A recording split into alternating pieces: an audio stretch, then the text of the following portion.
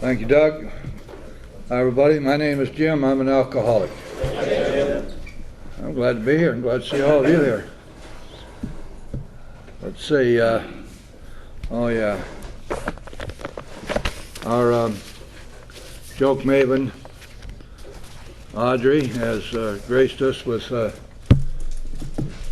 pretty good stuff tonight. I think if I can find it. Where did I put it, Audrey? Oh, here it is. Okay. Let's see.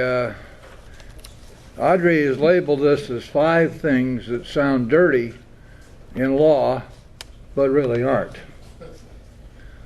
Number 1, is it a penal offense? Number 2, for $200 an hour, she'd better be good. Number 3, have you looked through her briefs? That's pretty good, Audrey. I didn't realize that you had this kind of a mind, honey.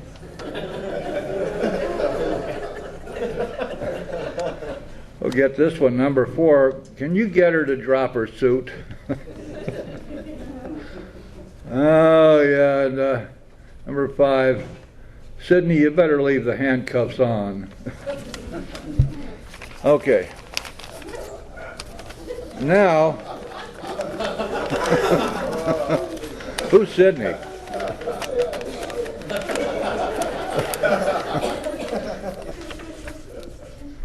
It's nice of you to personalize that joke for us, Audrey. Thank you. Now then, you got to listen closely to this one, guys. Listen very closely. I'm going to try not to stumble over it. A bear walks into a bar in Billings and asks for a beer. The bartender says, "We don't serve beer to bears in Billings." The bear says, "Just give me a damn beer." Bartender says, "Like I said, we don't serve beer to belligerent bears in Billings." The bear says, "If you don't give me a beer, I'm going to eat that woman at the end of the bar." The bartender said, "I told you we don't serve belligerent beers in Billings." So the bear ate the woman. Now the bear says, "Oh, give me a beer." The bartender says, "Like I said, we don't serve belligerent drug addict beer to bears in Billings." And the bear says, "I'm not a drug addict." Bartender says, "Yes, you are. That was the bar bitch you ate."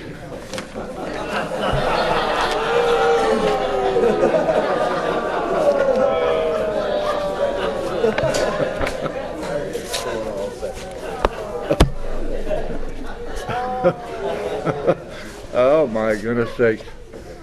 I don't know where we get all this stuff. Now then, on page 108, we have a part of, not only part of chapter 8, but a part of the big book, which is really, really important. And it's one of the reasons that it's so important for newcomers to read the entire big book.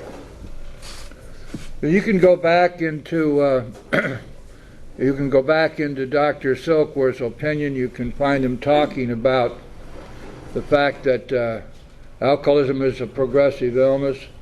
There's a mention of that in the 2nd chapter, but nowhere does the big book define this or give us a roadmap to follow until we get to chapter 8. Would think a most unlikely place for that to be, but that's the way the big book is written. It's written as a matter of inspiration. And when Bill was writing chapter 8, writing it for the wives, he felt that it was a good idea to let them know what they were looking at with this drunk husband of theirs, and let them know how the disease progresses from one stage to the next. And also, in order to more fully explore this whole concept of progression, he went on for several more pages fully describing it. Now for new people, and maybe even for some of us that have been around for a while, if we still have some doubts about whether we really are an alcoholic or not, or maybe we haven't completely found ourselves defined in the big book.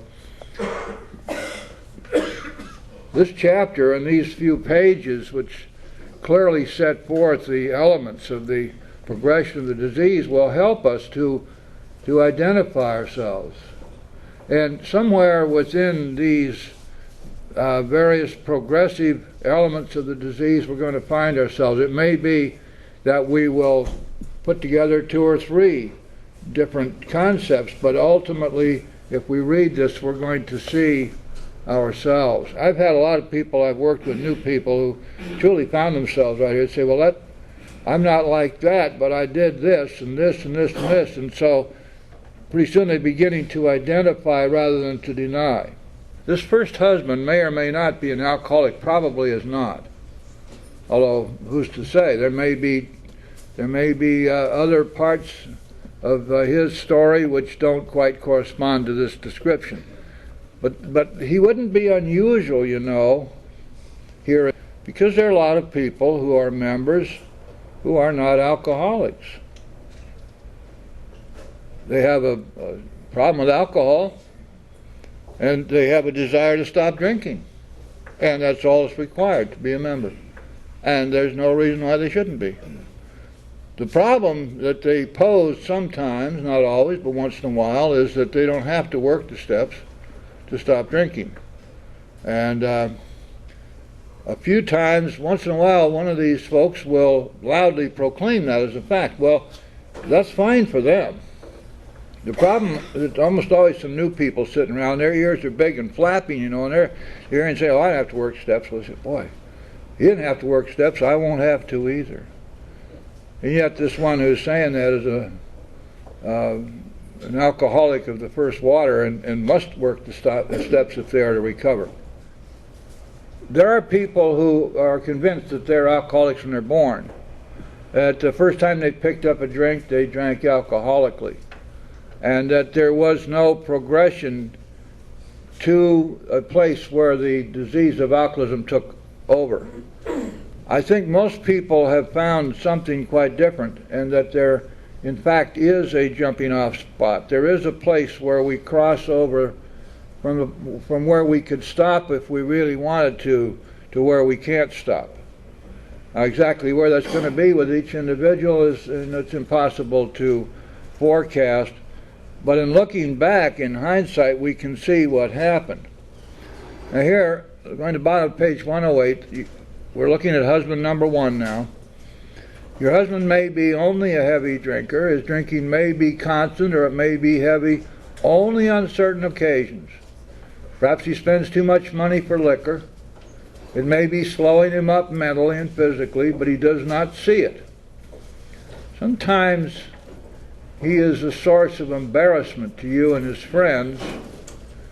He is positive he can handle his liquor, that it does him no harm, that drinking is necessary in his business. Or, if I want to write like Hemingway, I need to be a drunk, because see what it did for him. You can see that the rationalization is already big time with this guy. He would probably be insulted if he were called an alcoholic. This world is full of people like him. Some will moderate or stop altogether, and some will not. Of those who keep on, a good number will become true alcoholics after a while. I don't know, did any of you see that article that came out in the paper, I think, first part of this week or late last week? Some kind of a new study that's been done, and they've concluded that there are something like 27 million alcoholics in the United States, and that only about 1.5 million are receiving any kind of treatment. Of course, they don't count AA, do they? So I assume that getting some kind of treatment is the population of the recognized human solution agencies. Since nobody has any kind of an accurate count on AA, we cannot, on our own, stop drinking. Now, by definition, a person who does not have the allergy of the body and this insanity of the first drink, the total inability on the basis of willpower alone to refuse to drink, that person's an alcoholic. I don't care what else they do, they're an alcoholic. That's a true alcoholic. And I think it's probable that for most people this is something that sneaks up on us, and that we reach a point where we can no longer stop or modify if we desire to do so. We must keep going. We must drink. And we have no power to not drink. And that means it's such a ridiculous thing for anybody to say to us, just don't drink. Now, it's a wonderful thing to say somebody who can just not drink still has the power to do that. That's great. But a true alcoholic, a real alcoholic, a chronic alcoholic, you can't do that. It's impossible. And also for us to say to somebody, the way you're going to stay sober is you're going to keep it green. That means you have to keep in the forefront of your mind the horrible consequences of drinking. And you have to remember your last drunk and how bad that was. And if you can remember your last drunk, and if you can keep it green, and you just don't drink, and you go to meetings, you stay sober. Balderdash! It might work out it will work out just fine for somebody who's not an alcoholic, won't it? That's why when somebody is brand new and we say to them, here's the deal. You're an alcoholic. You have admitted as much. Let me tell you what that means. That you have a deadly, incurable, progressive illness, and if you continue to drink, you will die. And if you take another drink, you will continue to drink because you cannot withstand the physical and mental desire which will overwhelm you. You have no power not to drink. And that's the bad news. You have no power to stop drinking on your own. You can't. And so we have a solution. And the only solution we have in Alcoholics Anonymous is a program of 12 steps, which does what? It puts God squarely between us and booze. Allows us to get into His pocket and stay there. Cradled in His arms and stay there. So that we are protected. And what happens is that the insanity of that first drink is removed from us. We're restored to sanity. We find a place of comfort and ease where the problem has been solved. It has gone. It has disappeared. It does not exist for us anymore. Nor once did we say that we were going to swear off. Not once did our big book say to us, don't drink. Why would you say that to somebody who can't not drink? What did it say? Go from a place of rebellion and defiance and denial to a place of surrender. Find a power greater than yourself by your own definition and by the way and in accordance with your own belief system, and surrender to that power and do the will of that power, and you will recover from a seemingly hopeless state of mind and body, and you will be restored to sanity. And so here we have this person, this husband number one, who is on his way. He's at the cusp. If he hasn't gone over the edge yet, he soon will. He will soon be at a place where he can no longer stop drinking. So let's look at husband number two. Here's the guy who's already gone over the edge. Your husband is showing lack of control, for he's unable to stay on the water wagon even when he wants to. He often gets entirely out of hand when drinking. He admits this is true, but is positive that he will do better. He's begun to try, with or without your cooperation, various means of moderating or staying dry. Maybe he's beginning to lose his friends. His business may suffer somewhat. He's worried at times and becoming aware that he cannot drink like other people. He sometimes drinks in the morning and through the day also to hold his nervousness in check. That's what people used to do when they went to sanatoriums. 2 or 3 times a year they'd check out for a week because they'd gotten real nervous. And that was the story in chapter 3, the story of Fred.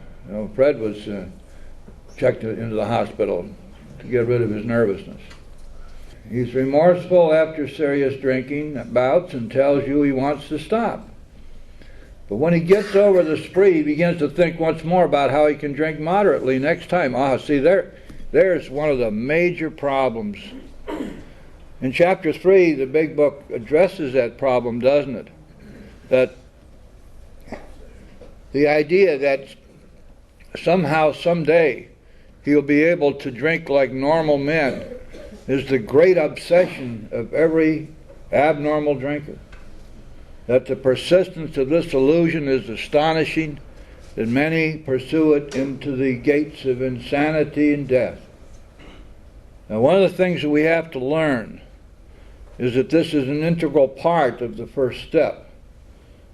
It has to be addressed in the first step. Somewhere along the line in that first step, the new person is going to have to come to an understanding and acceptance of the fact that he or she can never safely drink alcohol in any form again, just exactly as Dr. Silkworth stated in his opinion. And this delusion that we're like other people or presently may be, has to be smashed. And when Big Book says smashed, it doesn't mean we put it aside, or put it on a shelf to bring it out and dust it off later after we've had 90 or 120 days of sobriety. It has to be gone. Because the reservation that some folks hold about whether down the line they'll be able to drink successfully again, that reservation will kill them. It simply wipes out the opportunity for the steps to take hold, because they never are fully committed to the process of surrender, you see. And it is that surrender, and a big part of the process of surrender is surrender to the power that alcohol has over us. When he gets over his spree, he begins to think once more about how he can drink moderately next time, and that's really typical. And if you work with newcomers as a sponsor, I'm sure all of you are doing that, are aware that this is something of major importance that we have to help them overcome. We think this person is in danger. These are the earmarks of a real alcoholic. Perhaps he can still tend to business fairly well. He has by no means ruined everything. As we say among ourselves, he wants to stop. If you've heard enough drunkalogs, you know that there are people who have a very short history of alcoholic drinking to the point where they are incapacitated. Others have a history of years and years of this. In my particular case, it was only about 2 months. And I fell off the end of the pier with no life preserver. Surprised the hell out of me. Started out with a 9-day blackout. Never had a blackout before.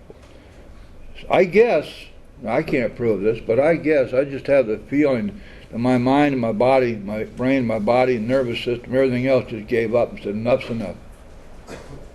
It just collapsed. And 2 months later, I was in AA. Thank you, God. Now let's look at husband number 3. This husband's gone much further than husband number 2. And by the way, as we go through this, it might not be a bad exercise, especially if you're fairly new, to see how much of this you identify with, or what parts of these scenarios fit your particular story. Where do you fit in this? I think most people who come in the door are going to find themselves somewhere between 2 and 3. They're going to find that there are elements of both of these husbands in their particular story. This husband has gone much further than husband number 2. Though once like number 2, he became worse. His friends have slipped away. His home is a near wreck, and he cannot hold a position. Maybe the doctor's been called in and the weary round of sanitariums and hospitals has begun. He admits he cannot drink like other people, but does not see why. He clings to the notion that he will yet find a way to do so. You see the persistence of this illusion, what it talks about in chapter 3, the persistence of this illusion is astonishing.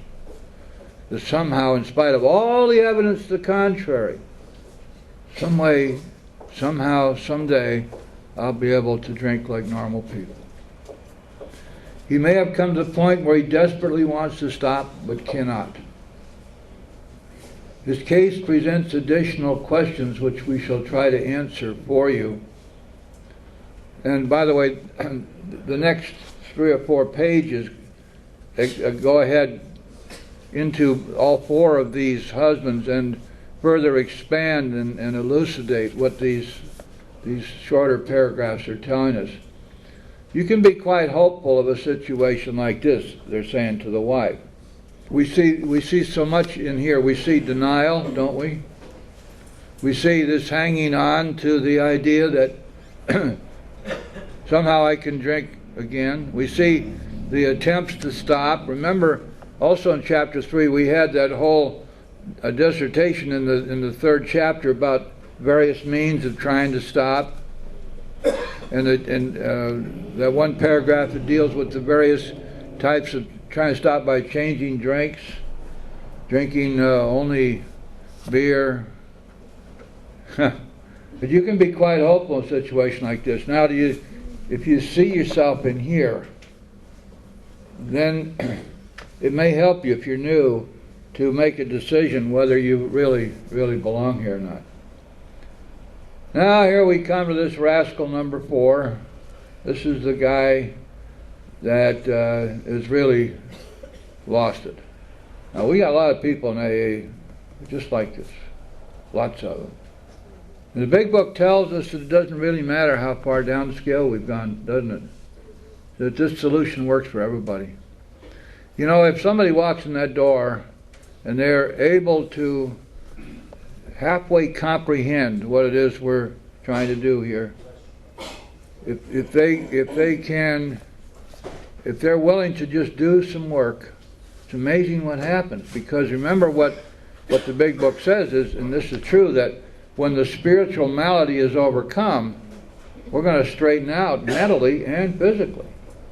And so our job, if we're helping somebody, no matter how far down they've gone, is to help them to find a higher power and begin the process of surrender to that higher power. Number 4, you may have a husband of whom you completely despair. He's been placed in one institution after another. He is violent or appears definitely insane when drunk.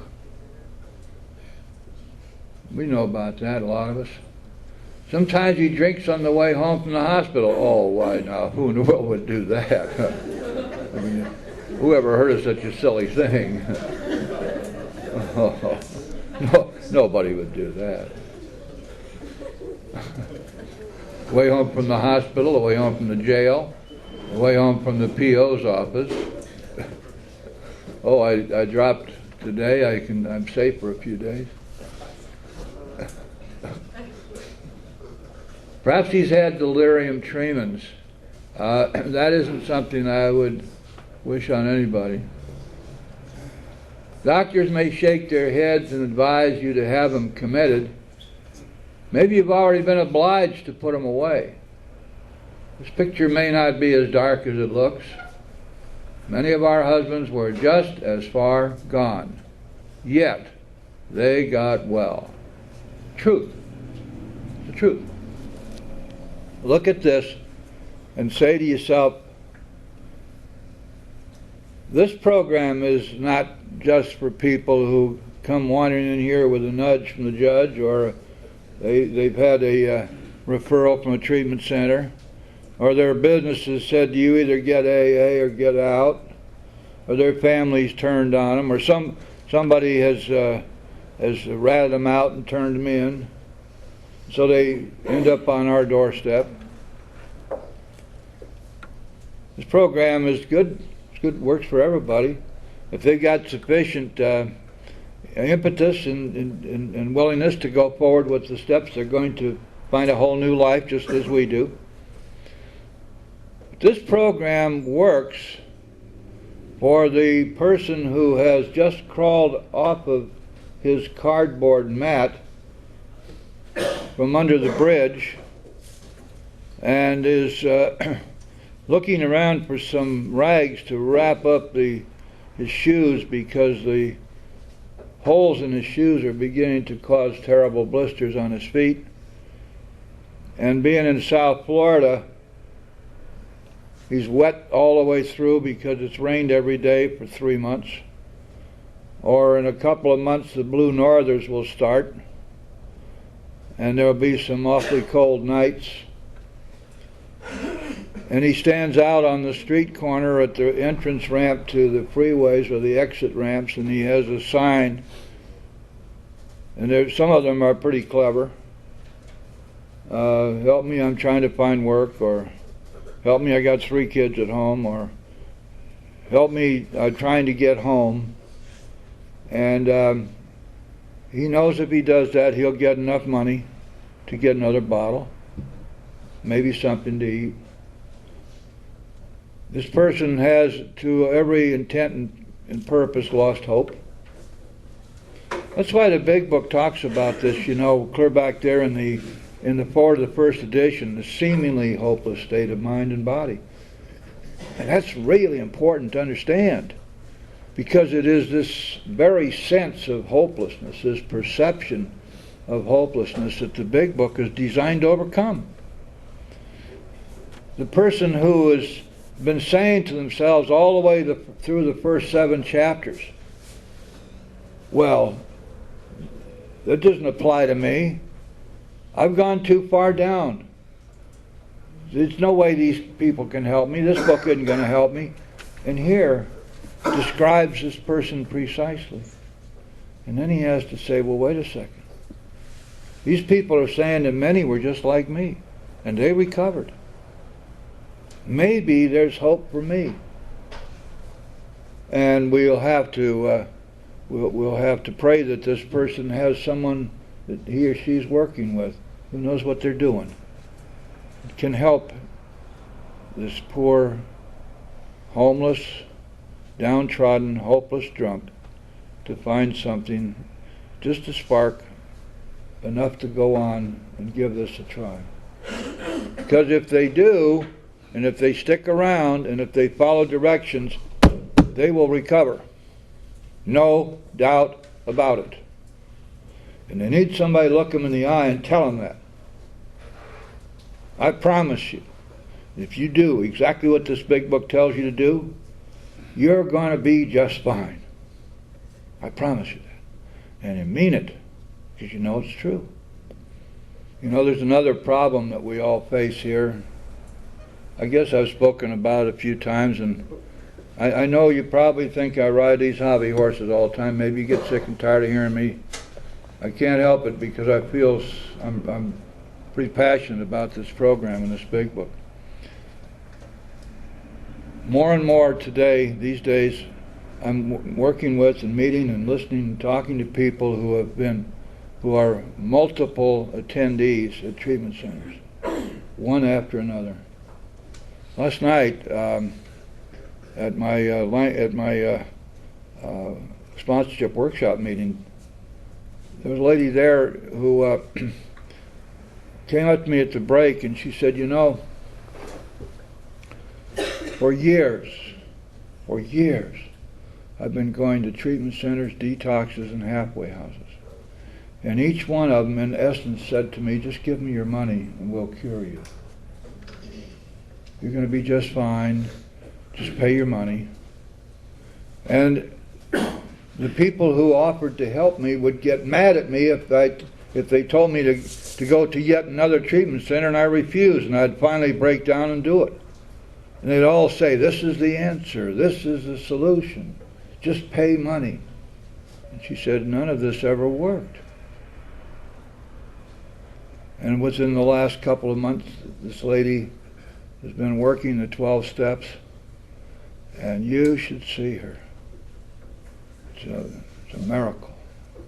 It's a metamorphosis. She's gone from here to here. In her attempts at recovery, she's actually on the road to recovery now. And this does not mean that I'm angry about treatment centers. I'm not. But I'm realistic. And I'm realistic in this sense, that unless the people in these treatment centers understand that they are dealing with a spiritual malady, not a physical ailment that is amenable to psychiatry, to group therapy, or to pills and shots. If they don't understand that they are dealing with a spiritual disease, they can't help. It doesn't matter how dedicated they are. It doesn't matter whether every dime they make they give to charity, because they can't help.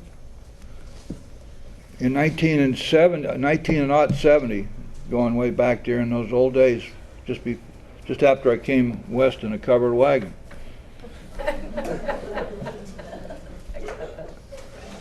the federal government decided to put up some money for treatment. And boy, every hotshot around decided to jump on that bandwagon. Out in California, care centers popped up. They had 3 of them within about 6 months. And these guys had every modern thing that you can imagine for recovery, and the best. And they were getting a lot of good, solid federal money, and they were getting money from insurance companies. And for 3 years, their recidivism rate was 100% until they discovered AA. After that, a few people started staying sober. And today, the treatment center that does not recognize that they're dealing with a spiritual problem and help their patients find a spiritual solution is experiencing a 100% recidivism rate, because there isn't any recovery with human solutions. It just doesn't work. Oh, I know, maybe one every 10,000 people, someone will have a spontaneous remission.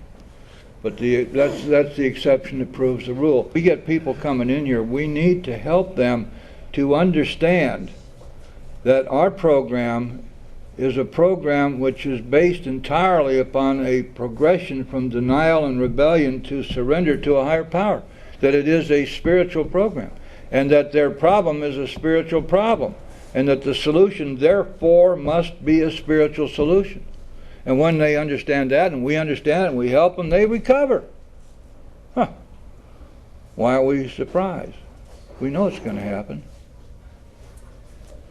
Millions before have recovered. And so when this says that these down and outers get well, it's the truth.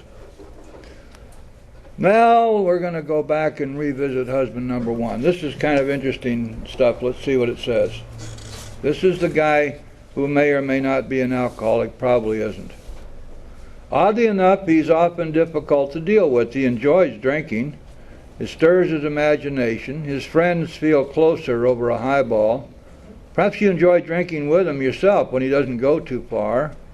You passed happy evenings together, chatting and drinking before your fire.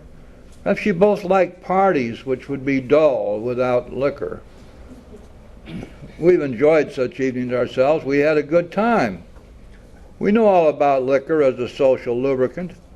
Some, but not all of us, think it has its advantages when reasonably used. And so this is painting the picture of a social drinker who probably is beginning to go too far with it. Notice there are a couple of qualifiers here. That you can enjoy yourself when he doesn't go too far, which, it's going to happen once in a while. This guy's going to get loaded every once in a while. The first principle of success is that you should never be angry. Even though your husband becomes unbearable and you have to leave him temporarily, you should, if you can, go without rancor. Patience and good temper are most necessary. And boy, is that ever a bitter pill to swallow. You mean, with all of the justification that I can show with this man's terrible behavior, I am not to get angry? I might have to leave him for a while, but I can come back, or maybe I won't. But I go without rancor. I have to give up bitching, moaning, and complaining to all my friends. I've got to accept him as he is and get on with my life. What happens to all of my justification? I've been hurt. He has broken his promises. He's broken his commitment. He's broken his marriage vows. I have a right to be angry. And here this big book is saying you should never be angry. Is that an impossible standard? Well, let's think about this for a second. Why would we think that anger would be any less of a poison for the wife than it is for the husband? Why would we think that anger turned on the husband would have in any sense be helpful to the husband or to the wife? The truth is it is not. It's a powerful negative emotion which is a destroyer. But you see what's happening here? The big book is really talking to the wife now, saying, look, you're going to have to take care of yourself. You're going to have to find a way to take care of you. And it does not help you the least bit. It's going to hurt you desperately if you're spending all of your time in resentment and anger and rage. In fact, it's time now to put that aside. And don't let your bright-eyed friends tell you that you have every justification to be angry and therefore your anger is appropriate. What the hell does appropriate mean anyway? Anybody ever figure that one out? I don't think that's an objective standard, is it? And that's something which we kind of make up for ourselves, whether it's appropriate or not. In any event, it's a word now in common use because you really don't have to define it. But everybody thinks they know what you mean by it. In any event, this book is taking a position diametrically opposed to that which these ladies who are reading it for the first time have been believing to be the proper thing. They have the right, they're angry, and they're being told if you don't express your anger, you're going to have to live with it. You got to get it out. Otherwise, if you don't, it's going to kill you. Well, now wait a second. How are they going to do this without anger? Well, didn't we decide that this big book is really working them up to the point where they're going to have to take a look at the 12 steps for themselves? Well, sure it is. Now, don't we in our 12 steps have the solution to anger? Of course we do. What is the solution? First, we have to recognize that all anger is a product of fear. I'd never be angry with you unless you threatened me in some way. And when we did our resentment list, what did we find? That there was a fear involved in every resentment. So the first thing we have to understand is that we're going to have to look at our own fear. And now, do we have a way to be free of fear? Yes, we do. We write about it, we talk to somebody about it, and ask God to take it away. If the fear is gone, what happens to the anger? The anger is gone. Justified or not, it doesn't matter. Because you see, all of these emotions are subject to the power of God, if we simply know how to use it. We have the tools. Now the wife is going to be urged a few pages further on to pick up this simple kit of spiritual tools herself and use them. So yes, she can be free of anger if she wants to be, if she's willing to do what's necessary to be freed from anger, and that will be a part of her spiritual program. Patience and good temper are most necessary. Our next thought is that you should never tell him what he must do about his drinking. If he gets the idea you're a nag or a killjoy, your chance of accomplishing anything useful may be zero. He will use that as an excuse to drink more. He'll tell you he's misunderstood. This may lead to lonely evenings for you. He may seek someone else to console him. Not always another man. I wonder when it would be. Anyway. Here's something, this paragraph is very important because it's stating something to us that we need to understand. Every time I make you wrong, and you have not given me permission to do so, I'm wrong. I say to myself, now I've got to correct Doug on this, otherwise he's going to go right on making these same mistakes. And he will greatly appreciate my pointing out to him what's wrong with him and what he needs to do to correct his behavior and his thinking. And so I walk up to Doug after this meeting and I say, Doug, can I talk to you for just a minute? He thinks either this guy is going to borrow some money from me or he wants a ride home. And I say, no, Doug, I know what your problem is. Now just sit down and let me explain to you what you're doing wrong and what you need to do about it. And what's going to happen with Doug is that there's going to be an iron curtain come blown down like that between me and him. He's going to listen one more time. He's not listening to this at all. All he's really going to do is get pissed off. And he's going to say to himself, where does this guy come off? He runs around here with all of his years, and yet he gets me in a corner and tries to tell me what's wrong with me. Did I ask him? Did I give him permission? Of course not. And so, what's really going on here? You see, if that were to be something that was part of my MO, I'll tell you what I would be doing. I would be building up myself at his expense. Because quite obviously, guys, if he's wrong, I'm right. And so I have built my own psyche up, and I have filled some holes in my self-esteem at Doug's expense. But he's not going to let me do that. Now, if he's a real weak character, which he's not, there's some weak character on here, you can pick on him all day long. They aren't going to stand there, they're just whining, you know. But you get awful tired. They're no fun. If you're going to pick on somebody who's going to fight back a little bit, you know. And here's the way it really is. If I make you wrong and you've not given me permission to do so, I'm wrong. I've gained absolutely nothing in terms of helping you, and all I have done is hurt myself. Because again, I have exercised a non-right that I have to gain something at your expense. That's old behavior. Now that's not the same thing as if I go to Doug and say, Doug, I'm really impressed with all the way you handle yourself and the program you have. I need a sponsor. Will you sponsor me? Will you show me what I need to do? What have I done? I've given Doug permission to tell me exactly what he thinks.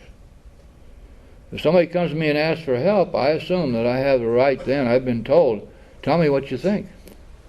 And then it's whatever it is, I'm going to tell them. But I never, ever volunteer to anyone what's wrong with them. Never. Because I know from bad, sad, long experience that it's not going to help them, and it's only going to hurt me. Now, you may think that's a bit extreme, and that's fine. But if you might want to just think it through. And this is what the wife is being told. Never tell him what he must do about his drinking. Don't be a nag. Don't be a killjoy. Your chance of accomplishing anything useful will be zero because the Iron Curtain comes down. If I'm telling you what's wrong with you, you quit listening. So I've accomplished nothing except to hurt myself. Holy cow, I don't know where this time goes with you guys. I'm sorry about running over. Come on up, Doug. By the way, I'll see you after meeting. I got a couple things I want to go over with you.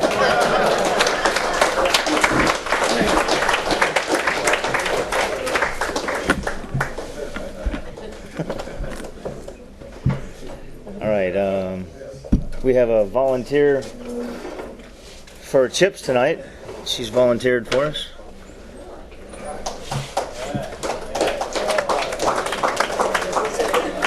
Yeah, you see, okay, on top. Hi everyone, I'm Janet. I'm the real alcoholic. Hi, Janet. And I try to keep a spiritual balance on a daily basis. And the only way to do that is don't pick up a drink today. And in Florida, and they have the chip system. Now I don't know if anybody's new, but when I surrendered up in Illinois, they didn't give us chips. I never got chips up in Illinois, but I'm not going back out to get one. I'm going to give one away. Is anybody here who would like a nice way of living, not picking up a drink today? When you surrender, you really win. And if you want a spiritual balance, you don't drink today. Does anybody want a white chip?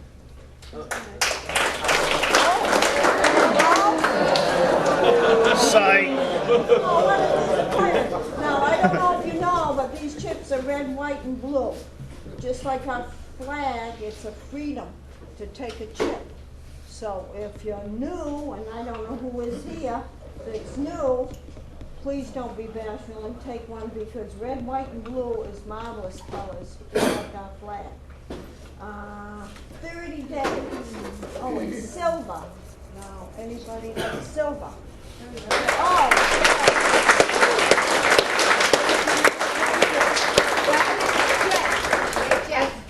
isn't that wonderful? Now, I think of the silver is the flagpole that keeps the flag up, right?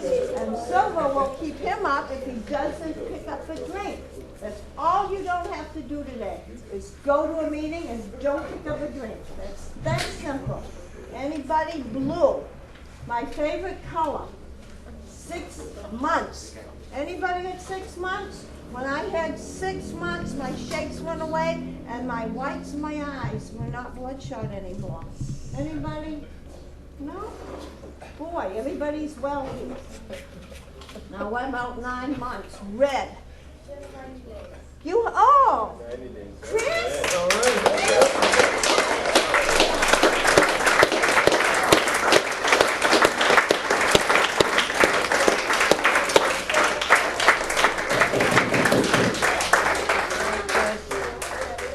When I had 90 days, I'm telling you, not only did my shakes go away, my eyes started to clear, but God came into my life, and I haven't had to pick up a drink. One day at a time, because I asked for help, because you people told me we have a new way of life. Now, did I forget? Oh, Deerfield Gold, is this Deerfield Gold? Pompano now. Oh, Pompano Gold, all right. This represents not only life, but it represents the sun. The sun will take care of us because it gives us heat and joy. Staying sober will give you much joy. Anybody want 90? Nobody with 90? 9 months. It's like if you're a female, it's you give birth. It's just like giving birth to a new life. Nobody wants it? Okay. After that, they have anniversaries the last Sunday of the month. And every year, if you stay sober, not only do you get a marvelous cake, but you get a medallion. But most of all, you get a freedom and a new way of living. Thank you.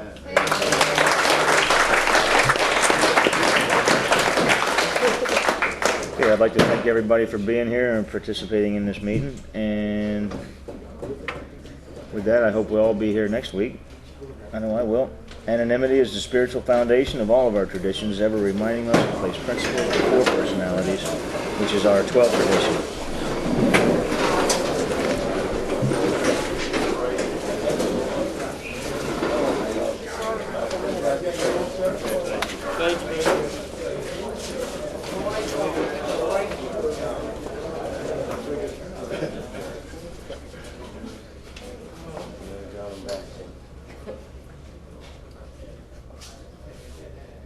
Let's have a moment of silence.